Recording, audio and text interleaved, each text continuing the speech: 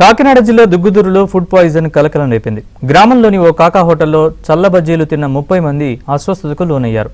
వాంతులు విరేచనాలతో బాధితులు ఆసుపత్రిలో చికిత్స పొందుతున్నారు. విషయం తెలుసుకున్న కాకినాడ డిఎంఎండ్హెచ్ఓ బాధితుల్ని పరామర్శించారు.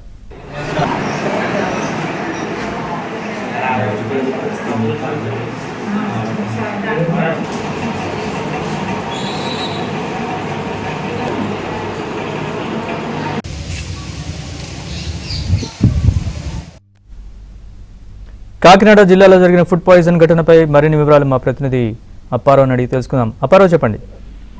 ఈ కాకినాడ జిల్లా కాజులూరు మండలంలోని దుగ్గు ఫుడ్ పాయిజన్ అయింది. దాదాపు 30 మంది వరకు తీవ్ర అస్వస్థతకు గురయ్యారు. స్థానికంగా ఉన్న కాకా హోటల్ వీరందరూ కూడా ఒకసారిగా కలిసి చల్ల పునుగులు తిన్నారు. తిన్న కాసేపటి తర్వాత ఒక్కొక్కరికి వాంతులు వీరేషన్ అవడంతో వాళ్ళందరినీ కూడా స్థానికంగా మెడికల్ షాప్ లో టాబ్లెట్లు తీసుకున్నారు. అయినా పరిస్థితి కాస్త విషమించడంతో వారందరూ కూడా స్థానికంగా ఉన్న పిహెచ్సికి తరలించారు.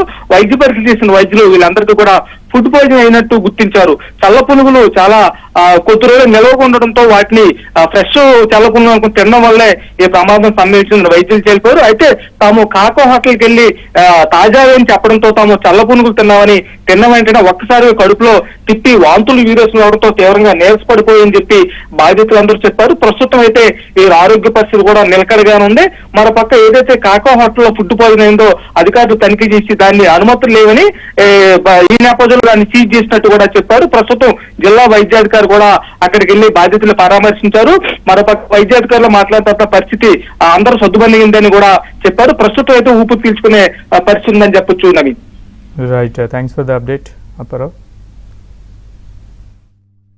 ఈ రోజు ఆదివారము మాకు సుమారుగా ఒక 32 కేసులు వచ్చాయండి. అందులో ఒక 23 మందికి మేము ఇంజెక్షన్లు అవి పెట్టాము. 5 యాంటీబయాటిక్స్ అవి పెట్టడం జరిగింది. ముందుగా ఏం తిన్నారని మేము వాళ్ళని హిస్టరీ అడుగుతుంటే వాళ్ళు ఏంటంటే దుగ్గుదూరు సెంటర్ నుంచి ఒక బజ్జీల కొట్టు నుంచి వాళ్ళు చల్ల పునుగులు తిన్నారని చెప్తున్నారు.